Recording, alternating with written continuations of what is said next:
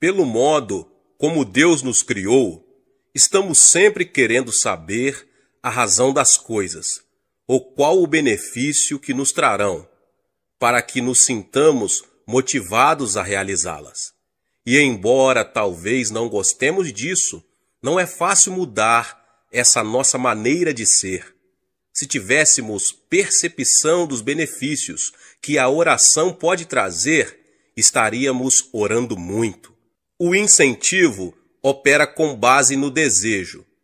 Para uma pessoa orar, ela precisa aprender a querer orar.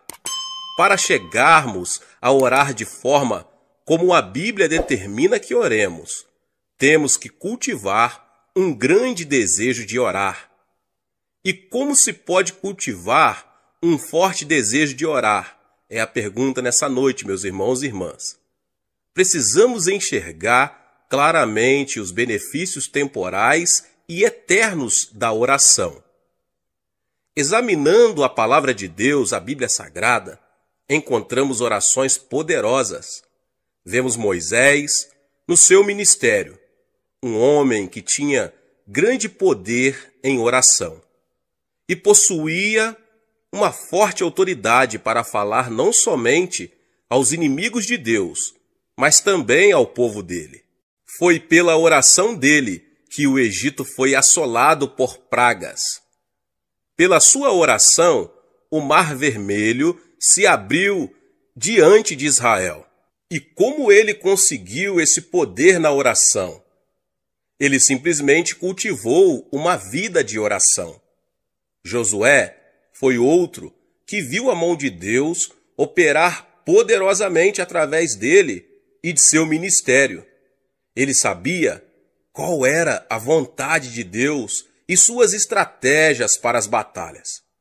E foi assim que cidades fortificadas caíram diante de seu exército, um exército todo construído de homens destreinados.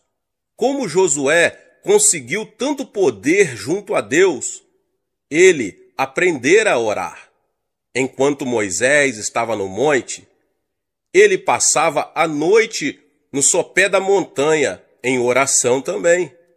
E quando Moisés morreu, Deus já contava com um líder treinado que estava familiarizado com a oração.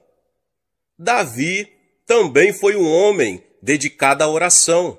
Quando ele foi ungido rei de Israel, Saul ainda estava no trono. Ele poderia ter se desanimado pelo fato de apenas uns poucos o reconhecerem como rei, mas pela oração, ele manteve sua confiança em Deus e esperou que o Senhor o colocasse no trono de Israel.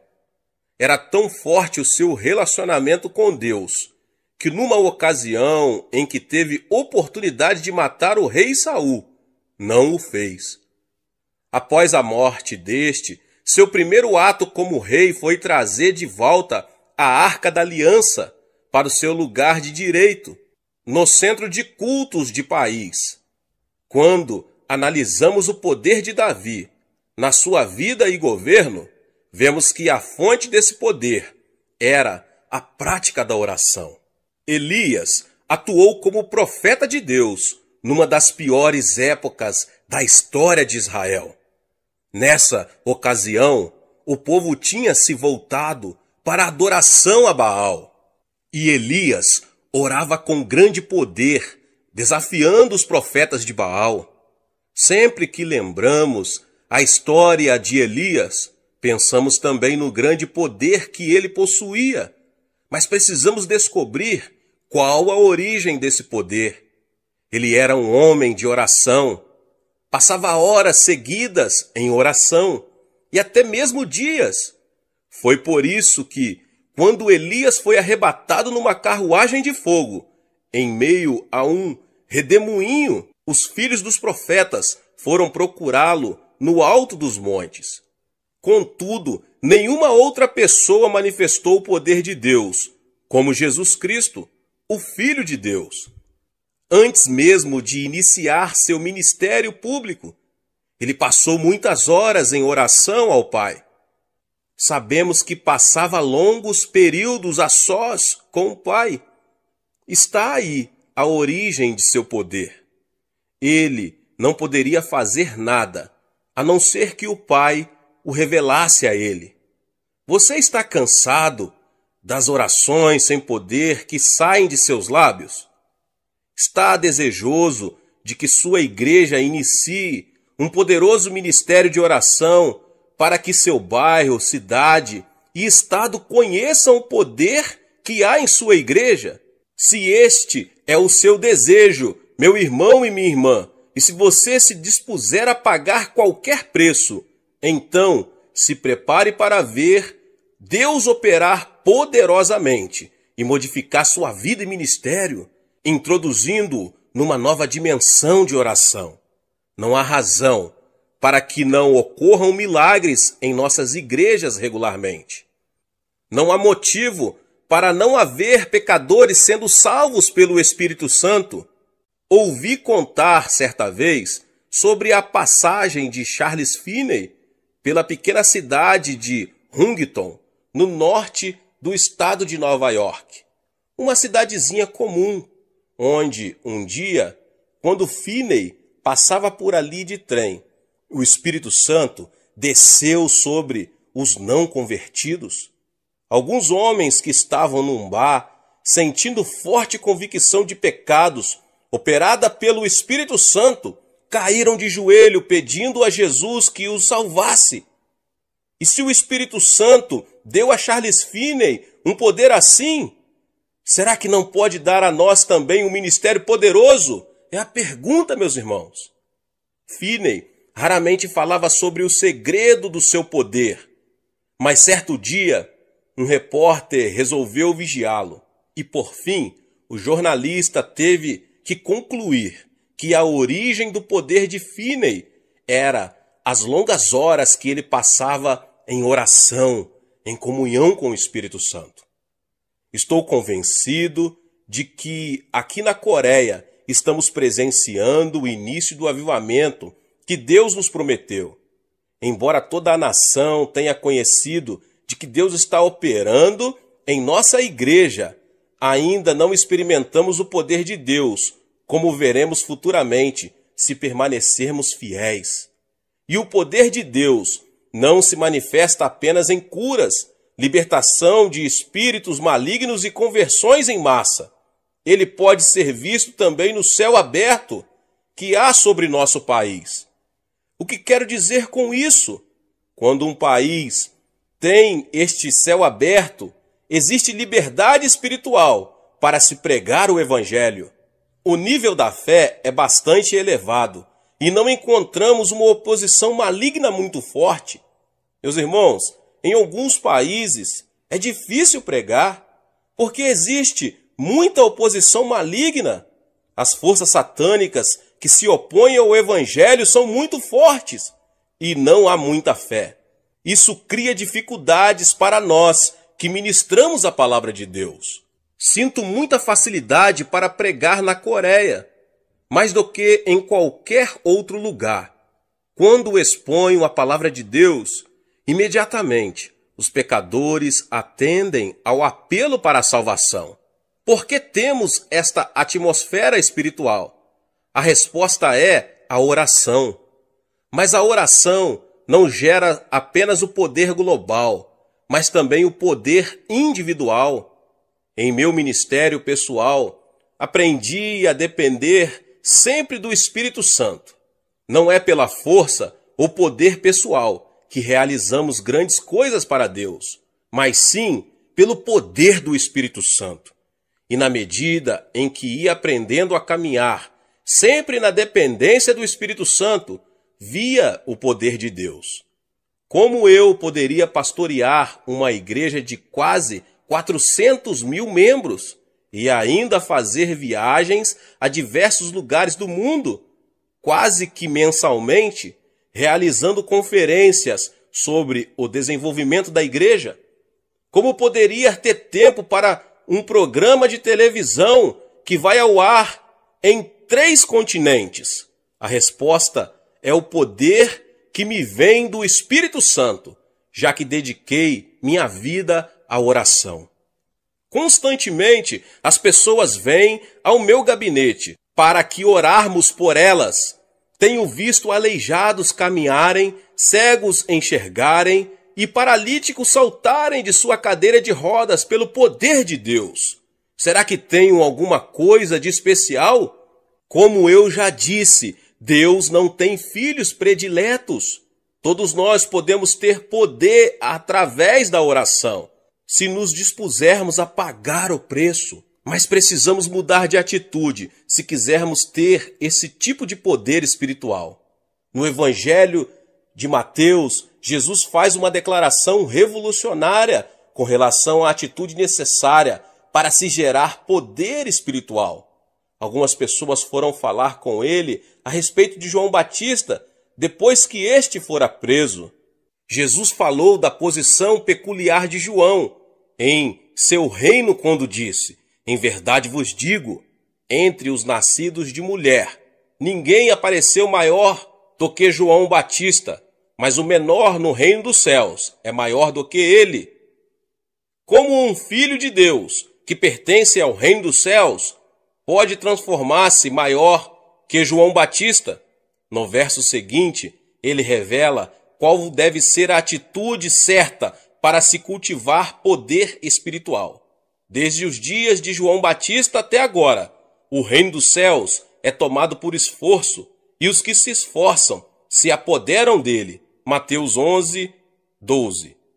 É preciso esforço, instância na oração, para que se tenha o poder de Deus.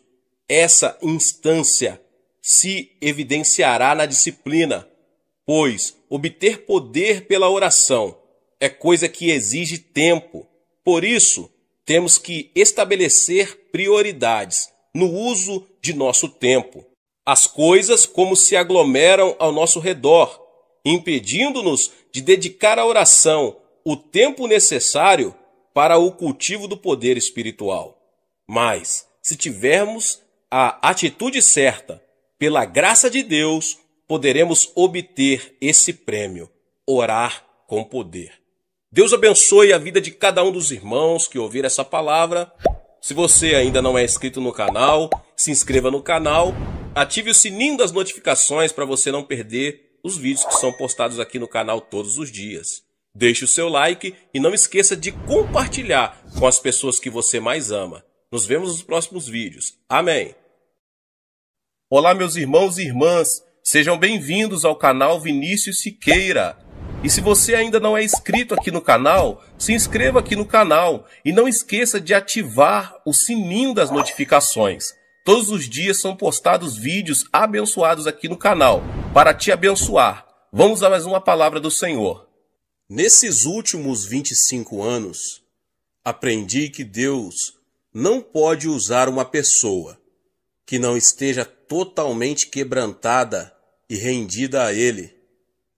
Quando Jesus foi ter com Pedro em seu barco, este teve uma reação imediata. Ficou consciente dos seus pecados. Sentiu que era pecaminoso demais para receber a Jesus no barco.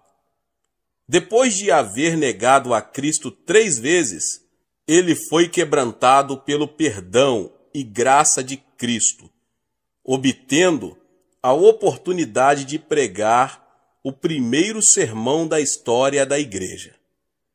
E assim, no dia de Pentecostes, como fruto direto do ministério de Pedro, 3.000 pessoas vieram a Cristo.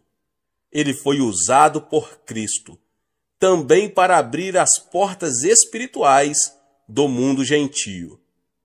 Assim que Pedro se quebrantou, Deus pôde usá-lo. Tenho conhecido muitas pessoas que não estão servindo ao Senhor por abrigarem pecados do passado. Talvez elas culpem o pastor ou algum outro crente, mas bem no fundo do coração sabem que ficaram bem aquém do alvo proposto e não aprenderam a lição. Sempre que um crente comete um erro, procuro ajudá-lo a acertar a vida de novo. Explico-lhe que esse erro pode ser o meio de ele aprender a quebrantar-se e humilhar-se diante de Deus. A ausência do quebrantamento leva a pessoa usada por Deus a tornar-se orgulhosa e arrogante. Contudo, quando um crente é quebrantado, seu coração resiste ao orgulho, e assim ele pode ser mais e mais usado por Deus. Agora, como isso acontece no momento da oração? Quando nos colocamos em contato com Deus em oração, assim que entramos em sua presença, a primeira coisa que sentimos é a consciência do pecado. Na presença de um Deus santo, ninguém pode sentir orgulho. Assim que percebemos em nós a total ausência de qualificações para estarmos na presença dele, começamos a confessar nosso pecado e nos humilharmos diante de Deus. Assim, não quer dizer que não podemos estar ali, perante o trono da graça. Na verdade, o sangue de Jesus Cristo já garantiu a todo crente um pronto acesso a ele. Então, sentimos logo que não possuímos qualificações pessoais para estar ali, e nossa reação imediata é de quebrantamento. As duas coisas, quebrantamento e orgulho, não podem coexistir. O mais notável é que quando entramos na presença de Deus, tornamo-nos conscientes de reações, atitudes e atos que talvez até tenhamos esquecido. Assim como Pedro não podia suportar a presença de Cristo em seu barco, devido ao reconhecimento de seu próprio pecado, assim também nós, diante de sua santa presença, tornamo-nos conscientes de nossa profunda carência espiritual. A reação natural seguinte, quando estamos na presença de Deus, é o desejo de sermos perdoados de nossos pecados. Isso acontece comigo. Eu posso ter praticado um ato insignificante sem o perceber.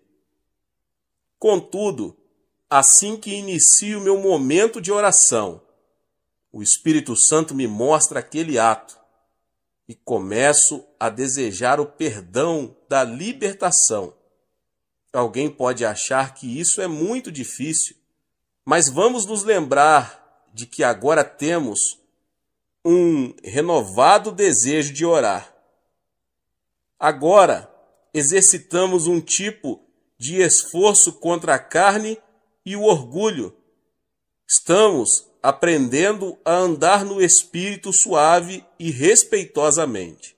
Nesse momento, eu gostaria de dar mais ênfase à importância de se andar respeitosamente com o Espírito Santo, pois o Espírito Santo é um ser nobre. Quando vivemos perante o Espírito Santo em respeito, acostumamo-nos à constante presença do Senhor. E essa presença constante do Senhor efetuará duas mudanças muito importantes. A primeira é quebrantamento e a segunda é submissão. Mas antes de examinarmos as Escrituras para ver os exemplos bíblicos de quebrantamento e submissão, quero narrar minha experiência pessoal com relação a essas importantes atitudes. Deus nunca escolheu pessoas perfeitas para realizar sua perfeita vontade. Isso está claro quando vemos que ele escolheu pessoas como Jacó e o rei Davi. Isso fica claro também quando ele me escolheu. Minha inclinação natural é de seguir meu próprio caminho, Contudo, nem sempre os caminhos do Senhor são os meus caminhos. Então, um dos dois tem que ceder. Assim sendo, meu papel é sempre ceder à orientação do Espírito Santo, que me foi dado para me guiar e dirigir nos caminhos de Deus. O Espírito Santo é o Consolador.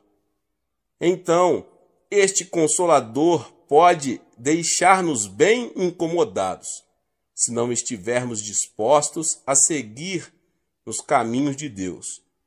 E como o Espírito Santo consegue nos manter obedientes ao Pai Celestial, mantendo-nos quebrantados. Para que uma pessoa seja quebrantada, primeiro é preciso que ela esteja inteira.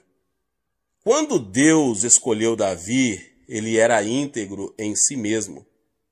Poderia ter sido um excelente pastor a cuidar do rebanho de seu pai. Contudo, Deus tinha mais para ele. Ele seria o próximo rei de Israel. Mas não era só isso, seria também profeta. Suas profecias dariam as mais claras indicações da obra que o Messias realizaria.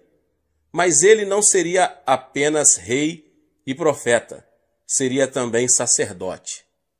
Ninguém, além do sumo sacerdote, poderia entrar na presença de Deus no tabernáculo. E, no entanto, Davi entrou na santa presença e não morreu. Davi foi um perfeito tipo de Cristo, como rei, profeta e sacerdote. Quando analisamos a vida de Davi, vemos que ele cometeu o mais horríveis pecado. Ele cometeu adultério e assassinato. Embora Davi tenha pagado pelo seu pecado e ainda está pagando, pois as pessoas ainda fazem menção de seu erro, a advertência de Naamã serviu para que ele deixasse de seguir seu próprio caminho. Isso não quer dizer que nós também temos que pecar para sermos quebrantados. Não devemos tentar a Deus, abusando da sua graça. Então, quando andamos em sua presença, o Espírito Santo vai mantendo um registro atualizado de nossa conduta. E se quisermos caminhar constantemente em sua presença, temos que permanecer quebrantados e humildes de coração. Viver dessa maneira é andar em sinceridade diante de Deus e de seu povo. Em nossa sociedade oriental, faz parte dos nossos costumes nunca humilhar um líder diante de seus liderados.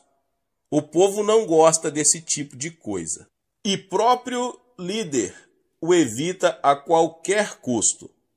É o que chamamos de perder a dignidade. Contudo, o Espírito Santo está removendo nossos costumes naturais e tem me levado a ser sincero e totalmente aberto perante minha gente.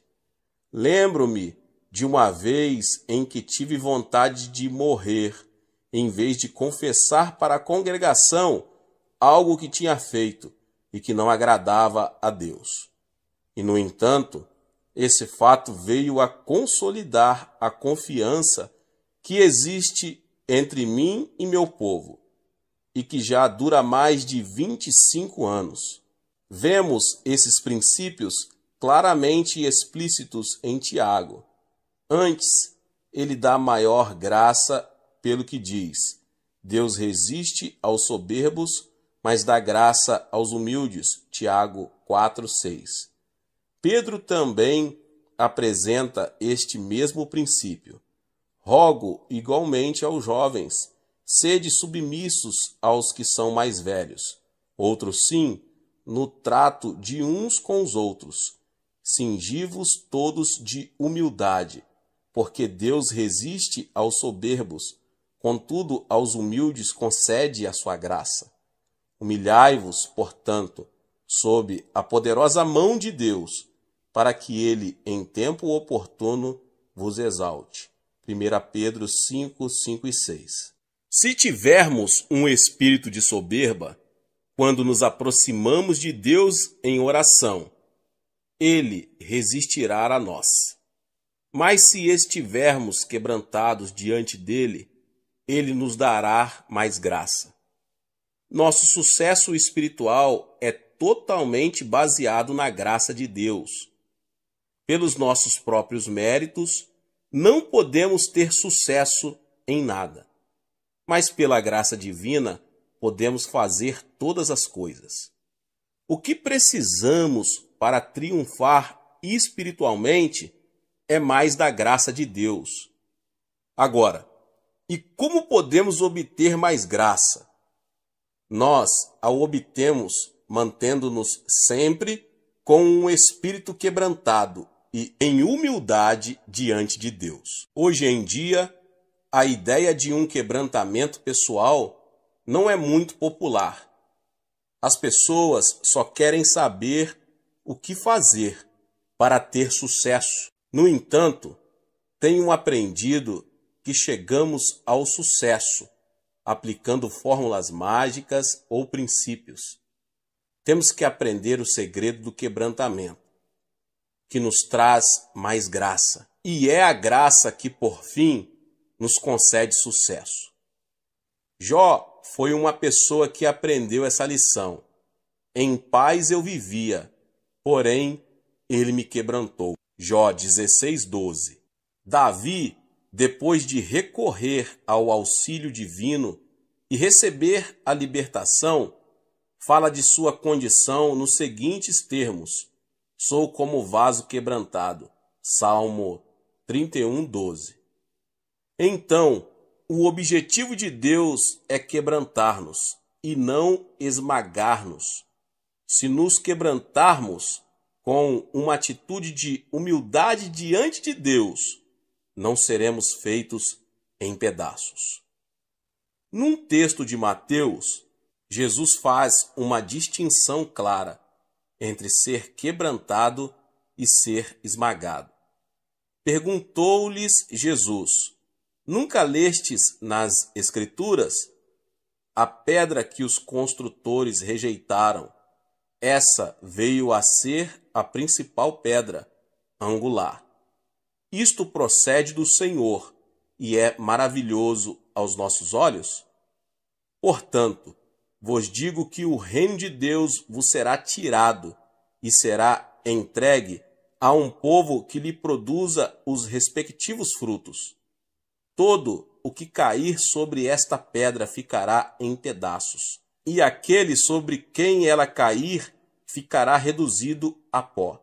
Mateus 21, 42 ao 44. Para entendermos o princípio do quebrantamento, temos que analisar bem a comparação que aqui é feita. Cristo é a pedra angular do templo espiritual, a igreja. Neste contexto, o termo igreja não se aplica apenas ao corpo de crentes que foi formado no dia de Pentecostes. Aqui, ela representa todo o povo de Deus desde o seu início. Na ocasião em que Jesus profere estas palavras registradas em Mateus 21, o povo de Deus era representado pela nação judaica.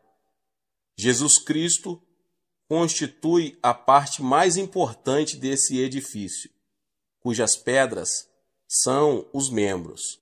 Ele é a pedra angular, isto é, a pedra que mantém unido o prédio. O plano de Deus era ter um edifício espiritual que pudesse conter sua glória de maneira correta. Mas, ao rejeitar o Messias, Israel perdeu o direito de se ter este edifício espiritual. Por isso, Deus está edificando um novo prédio por meio da igreja. Cada um de nós é uma pedra viva desse templo espiritual. Quando somos salvos e retirados do mundo, tornamo-nos essas pedras que precisam ser lavradas para que possam atuar em harmonia com a vontade de Deus. Quando um construtor edifica um prédio de pedras, ele dedica muito tempo à preparação das pedras, dando a cada uma sua forma própria para que se encaixe no lugar certo. Se houver uma pedra muito difícil de ser preparada, ou se essa pedra se recusa a ser trabalhada para ganhar a forma certa, não tem valor para o construtor. O quebrantamento a que Deus nos submete não tem por objetivo aniquilar-nos, mas preparar-nos de forma a sermos devidamente usados por Ele, para os fins aos quais Ele nos destinou. Se resistirmos aos propósitos de Deus, o resultado é o esfalecimento, ou melhor, tornar-se inútil no plano geral de Deus. Então, é muito importante que vivamos em quebrantamento diante de Deus. Contudo, gostaria de reiterar aqui que isso não significa viver em fracasso ou cultivar uma imagem própria negativa. Lembremos que foi Deus quem nos escolheu. Somos muito importantes.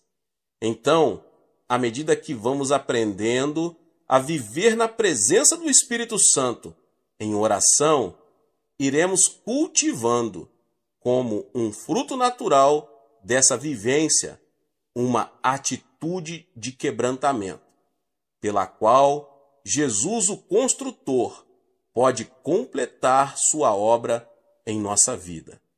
Como é bom saber que Deus está moldando nossa vida para sermos usados em seus eternos propósitos.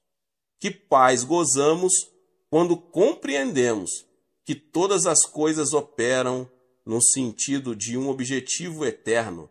Nada acontece por acaso. Tudo opera para o nosso bem eterno.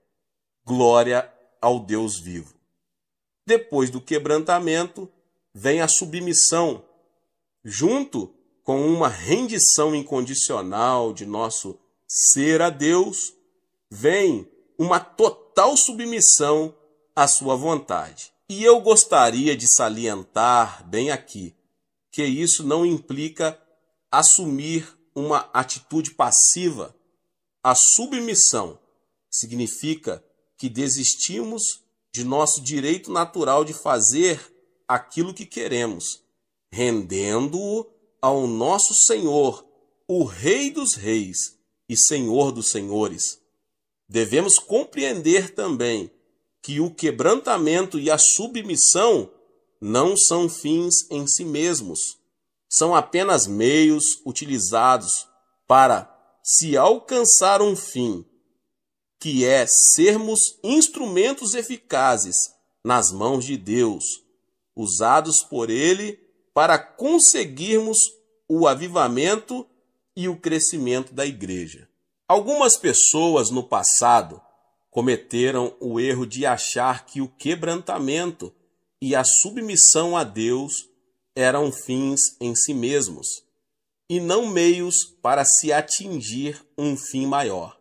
Isso levou muita gente a recolher-se em mosteiros para viver uma vida santa, que na verdade não modificava a sociedade que o cercava.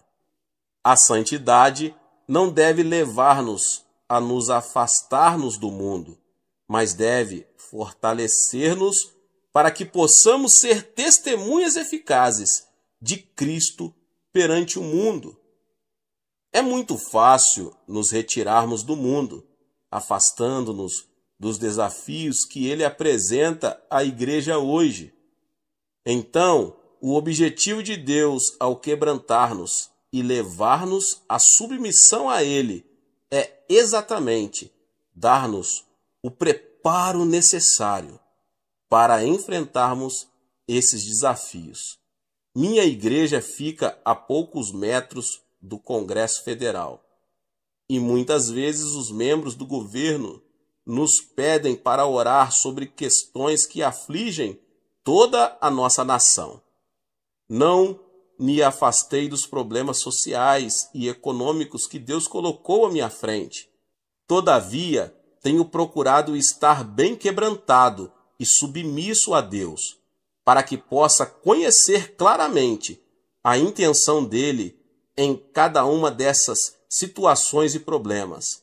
Deste modo, meu país, uma nação eminentemente não cristã, pode ficar a par da vontade de Deus. Deus abençoe sua vida, você que ouviu essa palavra. Talvez você chegou aqui pela primeira vez e ainda não é inscrito aqui no canal. Se inscreva no canal e ative o sininho das notificações. Todos os dias são postados vídeos abençoados aqui no canal para te abençoar. Não esqueça de deixar o seu like e compartilhar este vídeo com mais pessoas. Nos vemos nos próximos vídeos. Amém. Olá, meus irmãos e irmãs. Sejam bem-vindos ao canal Vinícius Siqueira. E se você ainda não é inscrito aqui no canal, se inscreva aqui no canal e não esqueça de ativar o sininho das notificações. Todos os dias são postados vídeos abençoados aqui no canal para te abençoar. Vamos a mais uma palavra do Senhor. Estamos vivendo uma era maligna. Satanás, auxiliado por anjos caídos e demônios, está determinado a roubar e destruir. Se não nos apoiarmos no poder da oração, não seremos capazes de abater o poder de Satanás. O diabo nunca se preocupou muito com os rituais da igreja, mas tem medo mortal da oração genuína. Quando uma pessoa começa a orar de verdade, começa a descobrir novas e diversas formas de oposição da parte de Satanás. Há um homem em minha igreja que antes era alcoólatra. Não obstante a sua prosperidade nos negócios, a bebida o levou a maltratar a esposa e os filhos. Certa noite, ele chegou em casa, acompanhado de seus companheiros de bebida, e todos puseram-se a beber e alegrar-se ali. Embora a mulher o amasse muito, os filhos, e já tivesse suportado muitas coisas por parte do marido, não podia tolerar o fato de ele desonrar seu lar de tal forma. Chamou-o à parte e disse-lhe: "Querido, eu o amo, mas não aguento mais suas bebedeiras. E agora você ainda traz esses bêbados para casa? Não vou tolerar isso. Vou arrumar minhas coisas e ir embora. Amanhã, quando você acordar, eu já não estarei mais aqui." Apavorado com o choque de perder a família, ele ficou subitamente sóbrio. Como sua esposa era uma crente muito dedicada, ele se ajoelhou ali diante dela e começou a orar: "Senhor, liberta-me desse terrível demônio do álcool." Pensando que o marido, além de embriagado, estivesse zombando de sua religião, a mulher ficou mais indignada. Ele já tentara diversas vezes libertar-se daquele vício, mas sem o conseguir. Agora que a esposa ameaçava abandoná-lo, estava ainda mais desesperado. Estava chorando quando ouviu uma voz interior que lhe vinha no coração: "Pela manhã você estará liberto." "Tenho certeza de que amanhã estarei liberto", disse para sua esposa. Mas ela não pôde disfarçar uma expressão de incredulidade. Já ouvira muitas dessas promessas antes. Então, de manhã, ela teve uma grande surpresa ao ver o marido jogando no lixo suas garrafas de bebidas caríssimas e seus cigarros. Será que está ocorrendo um milagre de libertação? Pensou consigo mesma. Depois, o homem entrou no seu carro, foi para seu trabalho e disse a todos os empregados de sua fábrica que Deus o libertara e que ele nunca mais iria beber nem fumar. Os colegas da fábrica não tinham coragem de rir na cara dele, mas acharam que isso era mais uma de suas resoluções. Ele havia feito o mesmo várias vezes anteriormente. Contudo, depois de algum tempo, todos ficaram convencidos de que alguma coisa tinha acontecido, pois sua vida se modificara totalmente. Hoje, toda a família está servindo a Jesus e ele é diácono de nossa igreja. Havia uma outra família que Satanás estava decidido a destruir.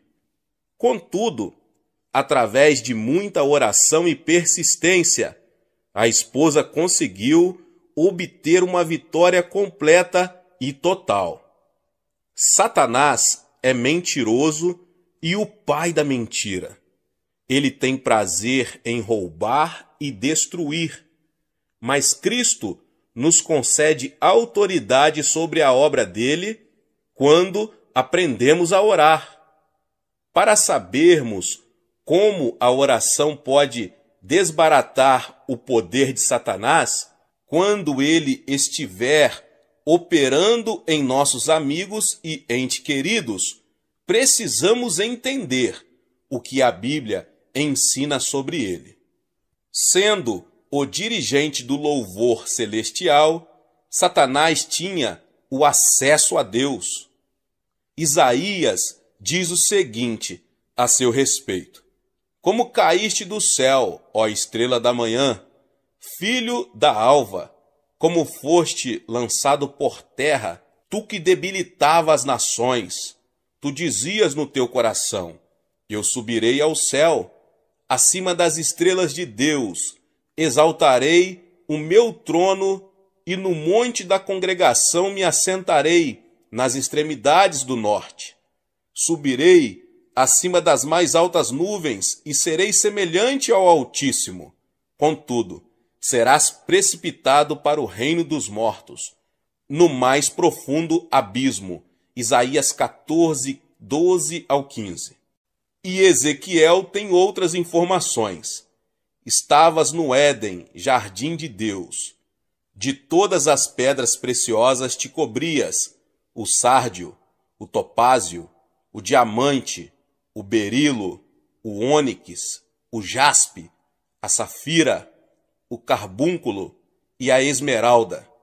De ouro se te fizeram os engastes e os ornamentos. No dia em que foste criado, foram eles preparados. Tu eras querubim da guarda ungido e te estabeleci. Permanecias no monte santo de Deus, no brilho das pedras andavas. Perfeito era nos teus caminhos, desde o dia em que foste criado, até que se achou iniquidade em ti. Na multiplicação do teu comércio se encheu o teu interior de violência e pecaste, pelo que te lançarei profanado fora do monte de Deus e te farei perecer, ó querubim da guarda, em meio ao brilho das pedras. Elevou-se o teu coração por causa da tua formosura, corrompeste a tua sabedoria por causa do teu resplendor. Lancei-te por terra, diante dos reis te pus, para que te contemplem. Todos os que te conhecem entre os povos estão espantados de ti. Vens a ser objeto de espanto e jamais subsistirás. Ezequiel 28, 13, 17 e 19.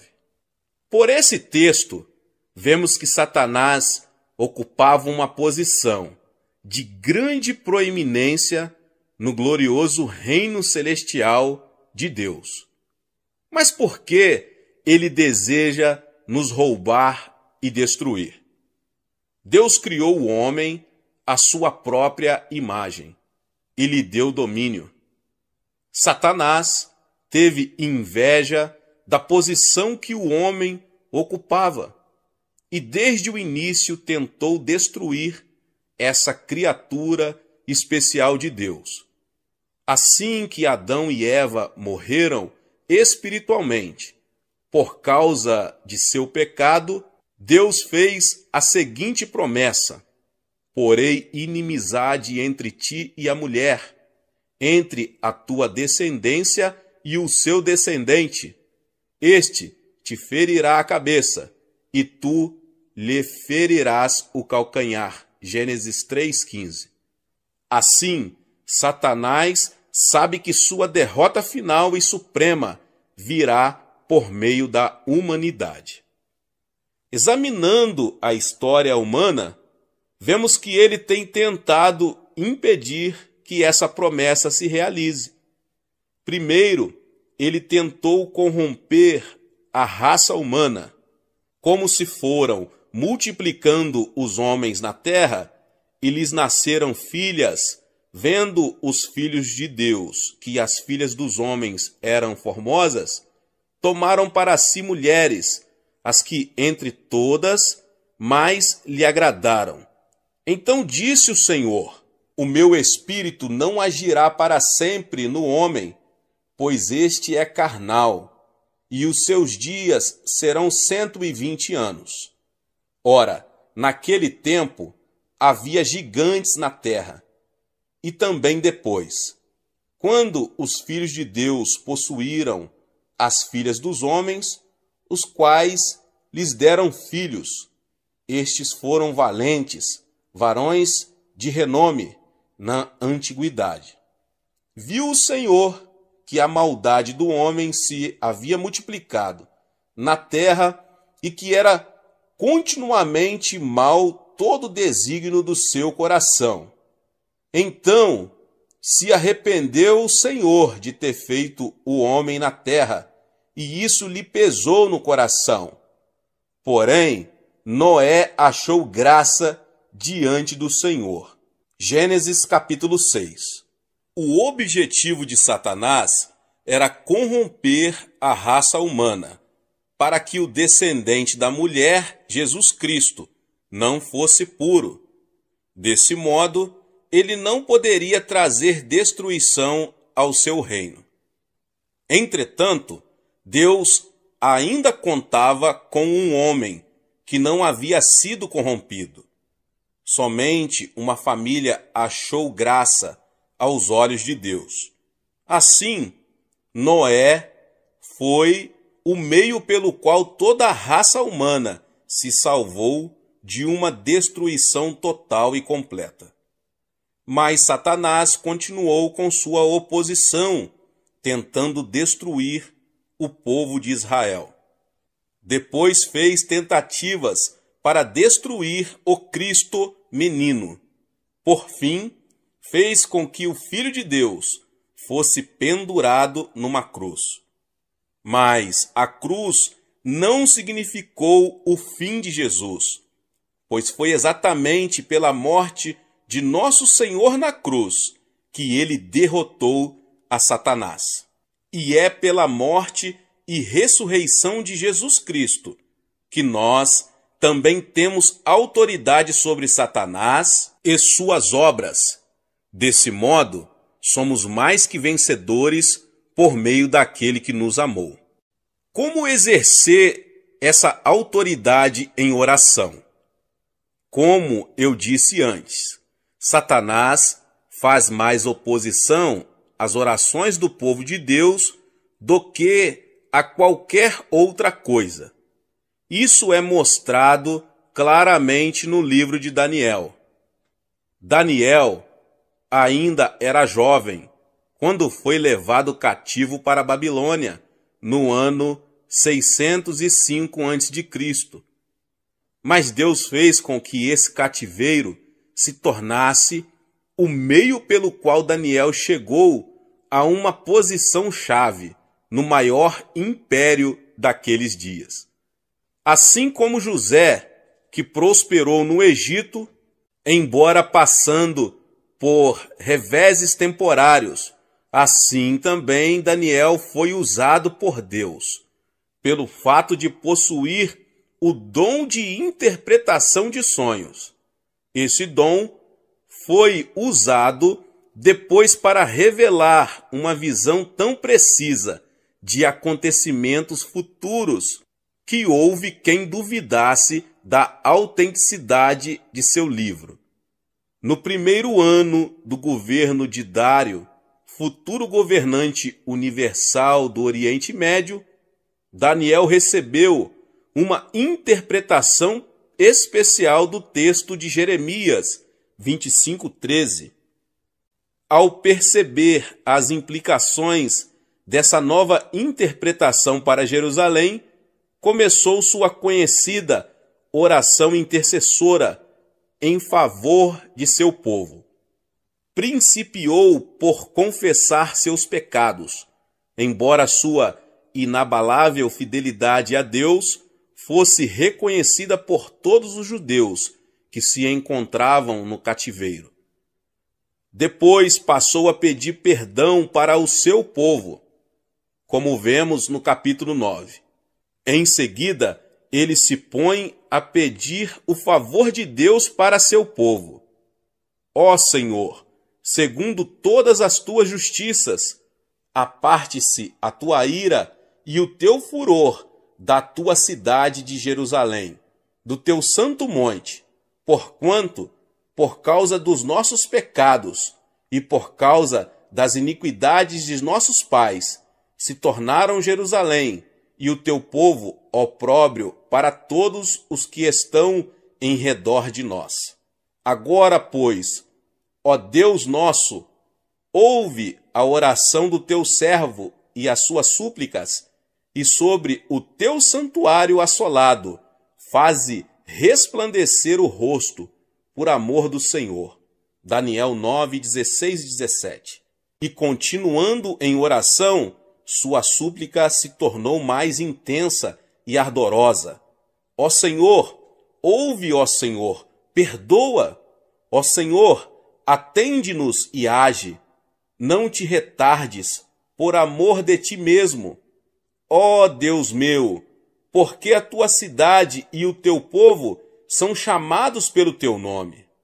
E como Daniel permanecesse em oração, Deus mandou o anjo Gabriel para ir falar-lhe.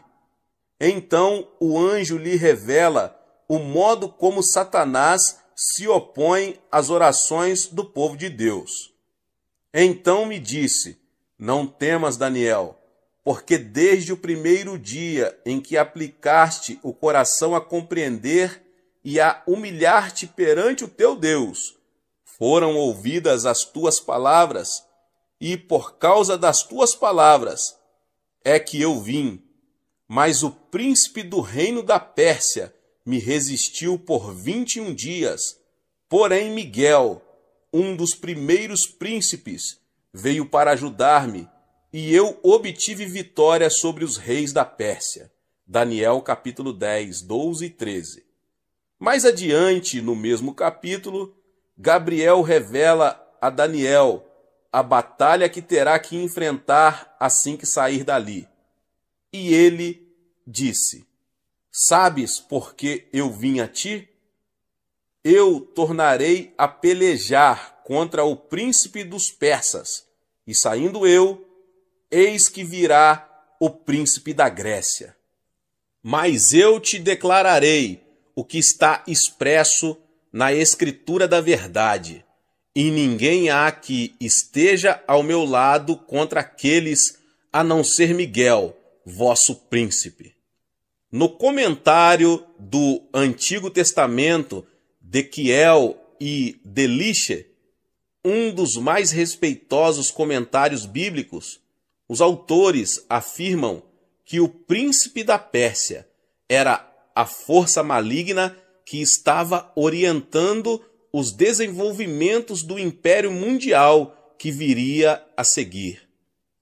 Gabriel fora mandado por Deus até Daniel, mas os príncipes de Satanás, os anjos caídos, guerreavam contra o mensageiro de Deus. Já que Satanás não queria que a oração de Daniel fosse atendida, o arcanjo Miguel foi então chamado a acudir Gabriel nessa batalha. Daniel jejuou e orou durante 21 dias. Foi esse o tempo necessário para as forças espirituais de Deus derrotarem os anjos caídos.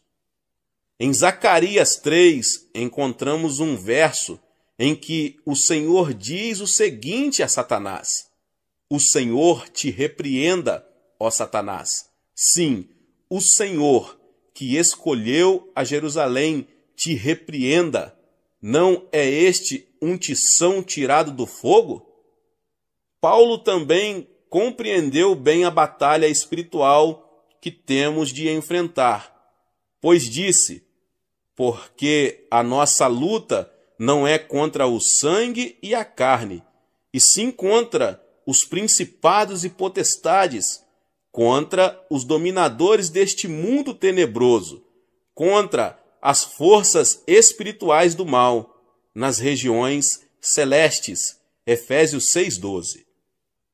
Para vermos isso tudo sob uma perspectiva mais clara, temos que compreender bem a realidade espiritual, isto é, a realidade do que domino, a quarta dimensão. Satanás foi derrubado da posição que ocupava nos lugares celestiais, uma posição, aliás, bastante elevada. Nós fomos criados como seres um pouco mais elevados que os anjos, já que podemos entender as realidades espirituais.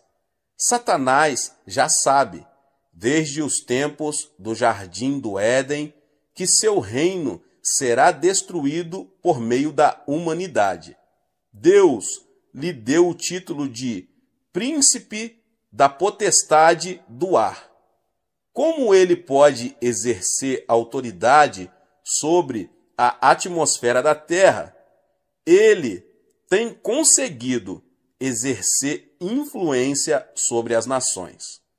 Contudo, Deus tinha dado autoridade ao homem, mas este a perdeu por ocasião da queda, devido ao pecado de Adão. Entretanto, nunca houve uma época em que não houvesse uma testemunha de Deus no mundo. Seu povo sempre pôde exercer autoridade através da oração e intercessão. Depois, Cristo veio ao mundo e permitiu que os homens o julgassem e crucificassem. Contudo, pela sua vida sem pecado, sua morte propiciatória na cruz e sua gloriosa ressurreição, ele ficou com as chaves da morte e do túmulo e recebeu toda a autoridade. Mateus 28:18. E hoje, temos diante de nós a ordem de ir ao mundo todo e fazer discípulos de todas as nações para o reino de Deus. E essa ordem é fundamentada pelo fato de que Cristo conquistou toda a autoridade no céu e na terra. Quando aprendemos a orar no Espírito Santo e entendemos que recebemos autoridade espiritual, podemos imobilizar as forças de Satanás que atuam numa pessoa, em comunidades e até em nações. Entretanto, Satanás, que é um mentiroso e pai da mentira, tenta convencer-nos de que Ele está no controle de tudo. Mas quando aprendemos a jejuar e orar e exercitar nossa legítima autoridade espiritual, Satanás e suas hostes são obrigados a se renderem à vontade de Deus. Como é essencial que conheçamos e compreendamos a importância da oração. Mas se não aprendermos a orar, não haverá meios de vermos a vontade de Deus realizada em nossa vida e ministério. Contudo, como já afirmei anteriormente, primeiro precisamos ter o desejo de orar. Nosso problema é que pensamos muito sobre a oração, lemos muita coisa a respeito dela e até recebemos instruções acerca da oração, mas não oramos. Chegou a hora de compreendermos que a oração é a fonte do poder. Chegou a hora de permitirmos que o Espírito Santo opere em nós um novo quebrantamento e submissão a Deus. Chegou a hora de aprendermos a exercitar nossa autoridade espiritual, procurando impedir a oposição de demônios. Chegou a hora de orarmos. Glória a Deus. Deus abençoe a sua vida, você que ouviu essa palavra. Talvez você chegou aqui pela primeira vez e ainda não é inscrito no canal. Se inscreva no canal e ative o sininho das notificações. Todos os dias são postados vídeos abençoados aqui no canal para te abençoar. Deixe o seu like e não esqueça de compartilhar esta palavra com mais pessoas. Amém. Seja membro do canal Vinícius Siqueira e obtenha benefícios que só os membros têm. Então, você que já é inscrito no canal e ativou o sininho das notificações, logo você vê o botão Seja Membro, clique nele e obtenha os benefícios. E o primeiro benefício é que você tem uma mensagem destacada. Quando você faz um comentário aqui no canal, você tem um destaque na sua mensagem. E isso é muito importante porque você mostra para os outros que você apoia este canal.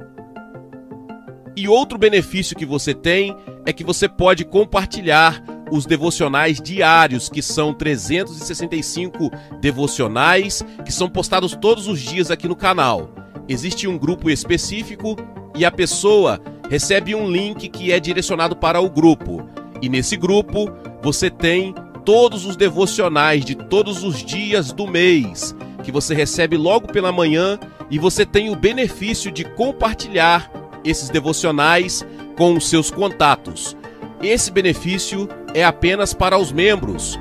No YouTube não tem como compartilhar os devocionais, apenas ler na comunidade do YouTube, mas quem é membro tem o benefício de compartilhar com todos os seus contatos e as suas redes sociais. Seja membro!